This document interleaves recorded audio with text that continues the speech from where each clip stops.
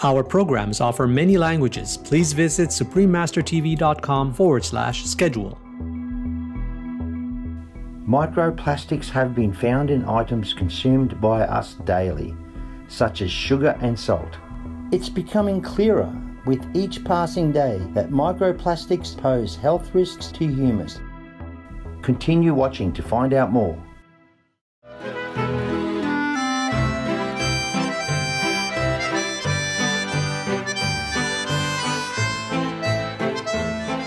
Ahoy means hello in Slovak, the official language of Slovakia. This is how the affable people of Slovakia would greet you if you ever visited their land. Splendid viewers, my name is Edita. The people of charming Slovakia wish that your days are filled with God's love. Welcome to our show, The Dangers of Microplastics to Health, Part 1 of 2.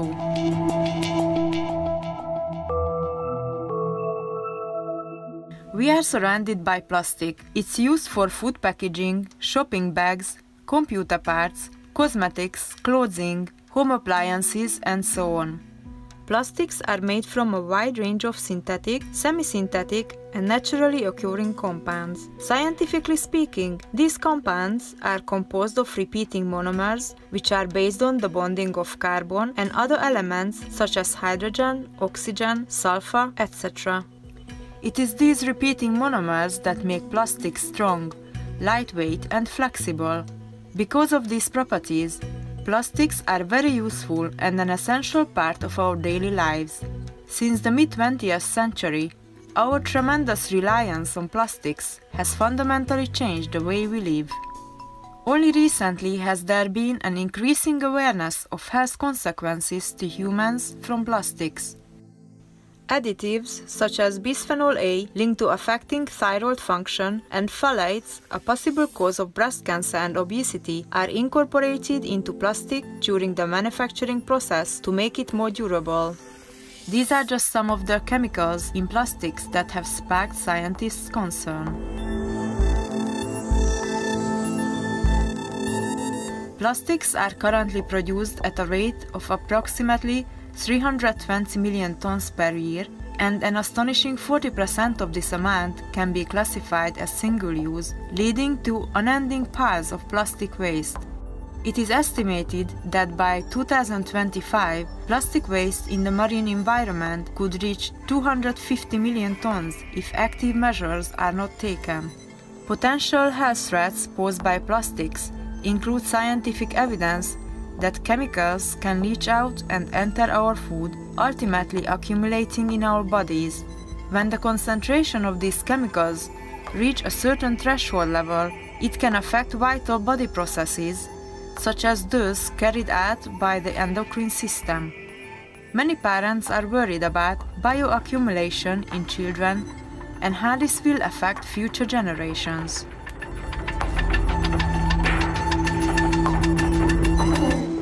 What are microplastics? Plastic litter is classified into two major categories: macroplastics and microplastics. Macroplastics are well known for negatively affecting living species, including destroying marine habitats. In the beginning, the detrimental impacts of microplastics did not seem to draw as much public attention as those caused by macroplastics. However, over the years, emerging evidence of their dangers has alarmed many and prompted further investigation and action by scientific and medical communities. Microplastics are less than 5 millimeters in diameter. Some microplastics originally were macroplastics, but they disintegrated into smaller fragments by mechanical abrasion and ultraviolet or UV exposure.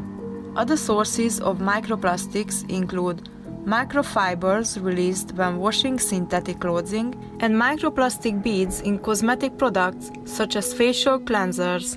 Due to their light weight, microplastics can easily recirculate between seawater and beach sediments via winds and currents.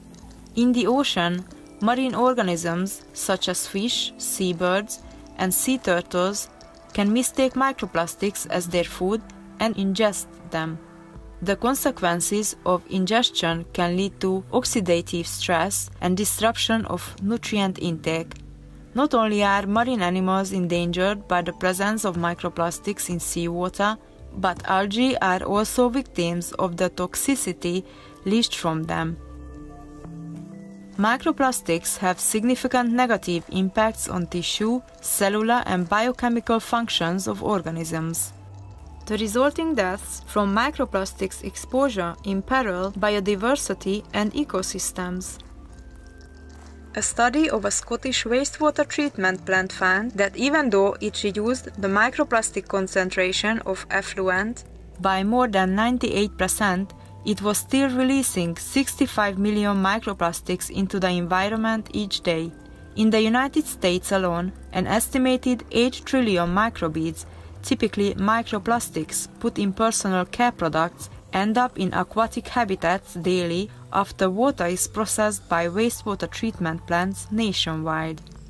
Furthermore, the sludge generated from sewage treatment that is utilized for agricultural purposes has also been discovered to contain synthetic clothing fibers. Microplastics can be picked up by the wind from sludge-based fertilizer, clothes drying outdoors, and degraded agricultural polyethylene sheets, and spread widely. In addition, microplastics have been found in items consumed by us daily, such as sugar and salt. It's becoming clearer with each passing day that microplastics pose health risks to humans.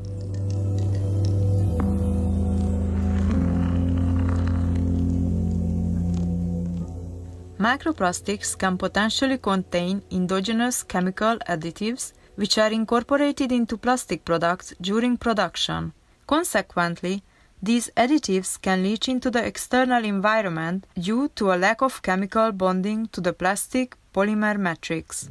In addition, other chemicals inside plastic products can migrate to the surface along a concentration gradient, which is a chemical phenomenon of substances moving from a higher concentration to a lower concentration. These migrating chemicals will be released as they degrade and, if ingested, may be distributed to different parts of the body. They can cause health issues if they accumulate within the body to a certain degree and have the capacity to leach. In a 2015 study, scientists found microplastics in 15 brands of table salt available in the consumer market in China. The product sourced the salt from oceans, lakes, or rocks.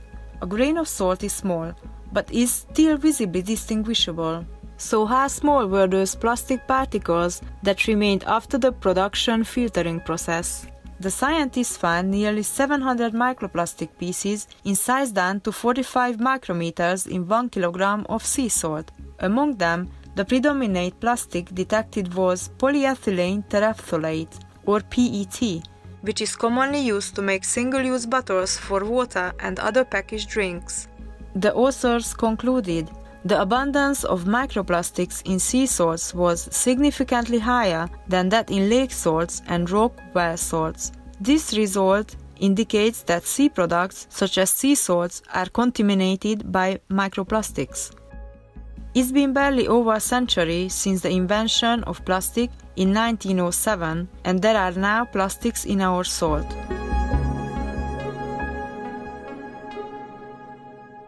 In addition to the dietary exposure pathway, evidence for atmospheric fallout containing microplastics has been found. A study was carried out in a densely populated urban area and a less populated suburb in Paris, France. Samples of particles collected were mostly fibers, and around 30% were plastic.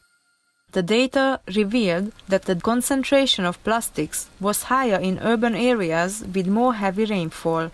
In addition to hanging synthetic clothes outside, synthetic rubber tires also have been recognized as a source of microplastics.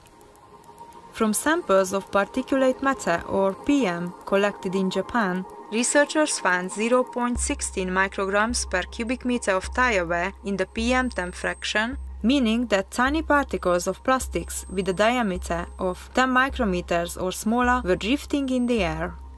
These scientific findings not only show that the microplastic wastes in our water can come from airborne microplastics, but also point out the possibility of humans inhaling the material. The size of microplastics and the concentration in the air directly affects our health due to the respiratory function and structure of the airway in the human body. Once microplastics enter the respiratory tract, they may be trapped by the lung lining fluid, which is a barrier to substances or pathogens from outside. However, some are more stubborn and elude the clearance mechanism of the respiratory tract. Individuals with impaired clearance mechanisms are especially susceptible to the intrusion of external stimuli like fine dust or microplastics. In occupational health literature, it has been found that the health of synthetic textile industry workers can be damaged by exposure to microfibers. In a study published in the American Journal of Respiratory and Critical Care Medicine examining nylon floc-associated interstitial lung disease in the US and Canada, pathologists found lymphocytic bronchiolitis in the lung specimens from 15 factory workers, suggesting an inflammation in the small airways. When 6 of the employees were removed from the workplace, their clinical symptoms such as coughing, breathlessness, and reduced lung capacity were resolved without medical treatment. Another 6 workers also recovered after removal from the factory. However, their return to work led to relapses of symptoms.